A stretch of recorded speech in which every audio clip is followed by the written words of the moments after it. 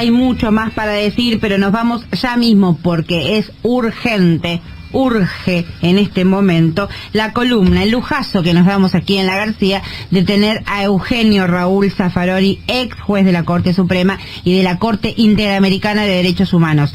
Zaffaroni se refiere a la persecución judicial que sufre la dirigente social Milagros Sala y la vicepresidenta Cristina Kirchner. Hola amigas, amigos, estamos asistiendo a un fenómeno nuevo en nuestra historia. Hemos sufrido atrocidades cometidas por regímenes militares, pero ahora los militares no hicieron nada. Es el propio funcionamiento institucional que nos cobra sus graves defectos y se enrosca sobre sí mismo y está produciendo una catástrofe que parece cargarse a la República y la democracia. El marco general diría que lo da un embajador personero del actual tardo colonialismo financiero, no de Estados Unidos, porque el país no tiene la culpa ni tampoco el pueblo norteamericano, sino este embajador representante de intereses financieros es el que se permite aconsejar insólitos acuerdos políticos en el orden nacional. La nota de lo que está pasando la da la debacle de nuestro Poder Judicial Federal y de nuestros medios monopólicos, que en conjunto están protagonizando el show mediático más grosero al que nunca creímos que asistiríamos. Un grupo de jueces y fiscales no solo juega abiertamente a la política, sino que rompen todos los límites éticos y jurídicos y protagonizan el juicio oral con final sabido, más vergonzoso que nunca se haya visto. Habrá una condena que implique la proscripción política de la vicepresidenta de la Nación, con el claro objetivo de impedir una candidatura que el Círculo Rojo no de vergüenza, por cierto, que la perdieron hace mucho, pero ese Círculo Rojo teme a esa candidatura para el año próximo. Seguramente esa sentencia, que será condenatoria, ya está escrita, está guardada bajo la camiseta de jugadores de fútbol en la quinta presidencial y será confirmada por los dos jueces que deberían revisarla y que como buenos jugadores de tenis y pádel también lo harán, confirmándola. Como lo hicieron otras tantas veces, incluso en las que concentraron todas las múltiples causas en Comodoro Pi. Es previsible que la Corte Suprema, por su parte, calcule sus tiempos según las circunstancias, pero si se viese apurada por el Círculo Rojo, también pondrá su consabido 280, no me interesa. Nada quedará por hacer en los tribunales del país porque se derrumbaron los últimos escrúpulos que se suponía que podía tener ese grupo de jueces y fiscales que se lanza sin límites a la persecución política. En Brasil el Supremo puso fin al escándalo, pero aquí no existe esa posibilidad porque nuestro desbarajuste institucional es mucho peor. Para colmo, como si faltase algo a nuestro escandaloso derrumbe, un gobernador se permite quebrar con amenazas y la consiguiente tortura psicológica a las cercanas colaboradoras de su eterna presa política, en una vieja práctica que viene de los tiempos de la Inquisición, sin que nadie ponga término a sus manipulaciones valido de un poder judicial integrado por sus empleados y amanuenses. La República se desbarata, y aunque no lo perciban todos, no es la vicepresidenta ni Milagros Sala, sino, amigas, amigos, somos 45 millones de habitantes que estamos en libertad condicional. La palabra de Eugenio Raúl Zaffaroni, imprescindible en este momento. Zaffaroni advierte que el intento de proscripción de Cristina Kirchner pone en riesgo la democracia y propone una solución basada en el derecho interno ante la inminente condena en la denominada causa vialidad. Presten mucha atención. El derecho no ha muerto. No puede morir. No puede morir porque es el campo de lucha, no hay otro. Nadie piense en la violencia, por favor. Eso no es ningún camino viable porque solo conduce a la muerte de los más vulnerables. Hay que seguir peleando, pero siempre en el campo del derecho, aunque quienes deben defenderlo, quienes egresaron de nuestras universidades, los que juraron fidelidad a la Constitución, sean ellos mismos quienes lo llenen de zanjas y charcos de repugnante vergüenza. A veces es inevitable que la República ponga límite a la democracia, ¿no? Sí, esto es lo que sucede frente a algunas decisiones peligrosas de mayorías coyunturales. Pero en otras ocasiones es la democracia la que puede salvar a la República, y por eso es menester defenderla e impedir su bastardización. ¿Qué legitimidad democrática tendría un futuro gobierno que fuese electo con proscripciones, producto de groseras y evidentes manipulaciones de jueces no ya parciales, sino directamente embarcados políticamente y decididos a condenar.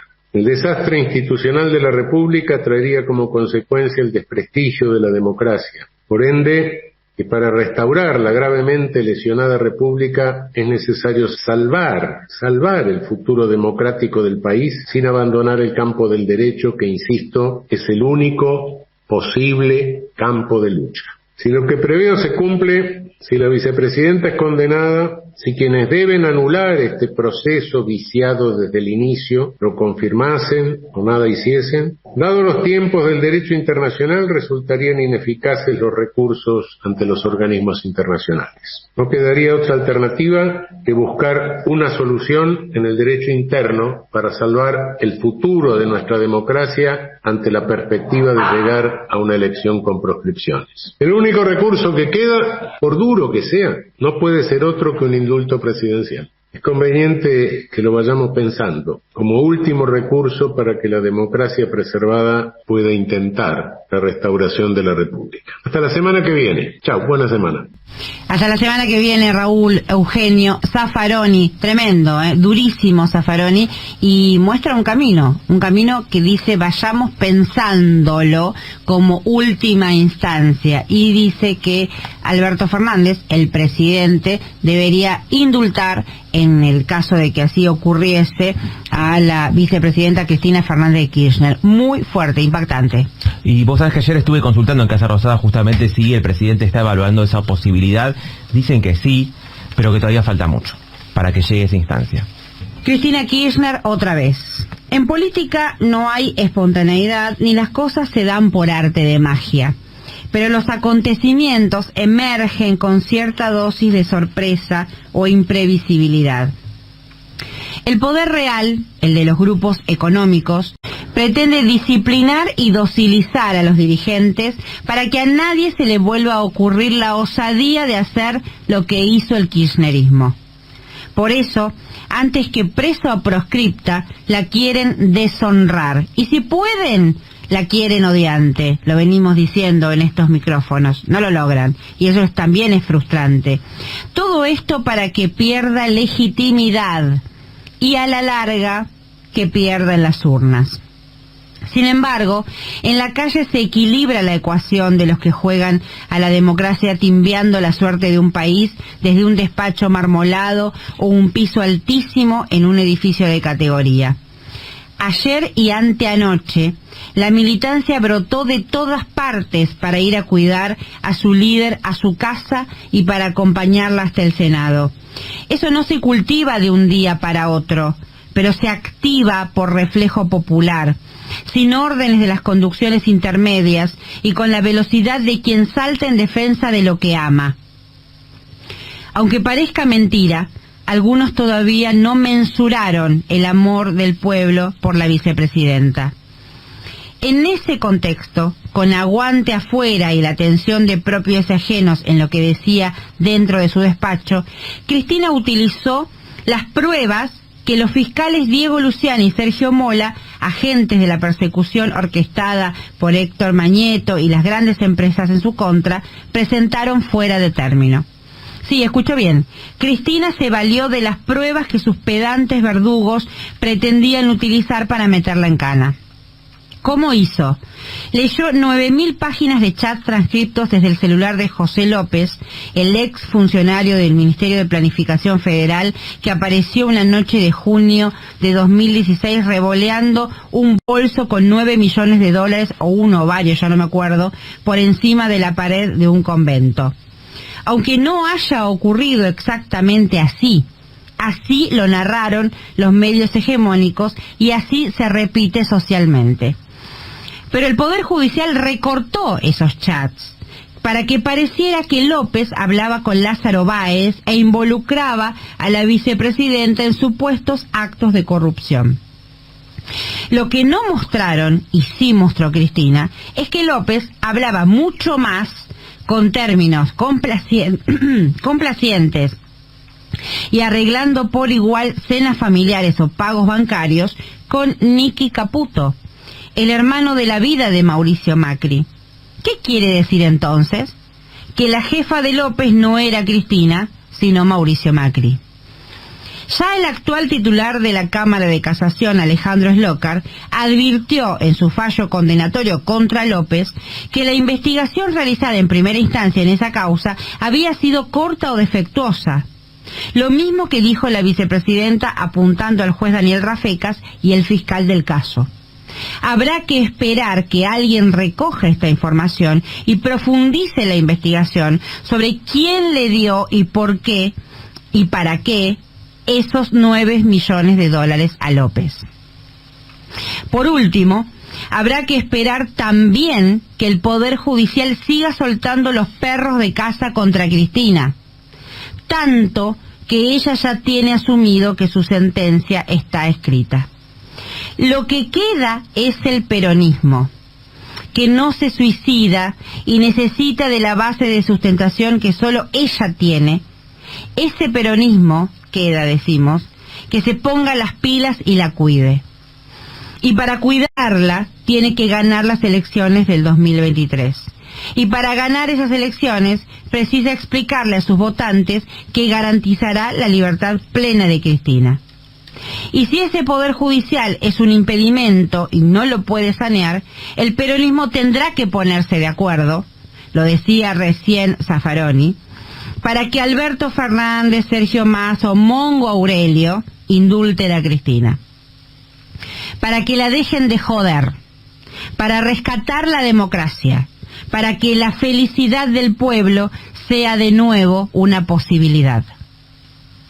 Ha sido esta exposición que a mí el eje que me gusta hacer es esta doble vara que expuso sobre la justicia, sobre Comodoro Pi, cómo no se ha investigado, se han seleccionado las pruebas en su contra o las supuestas pruebas en su contra y se han direccionado otras pruebas que podrían involucrar a otros actores políticos y económicos gravitantes de la República Argentina.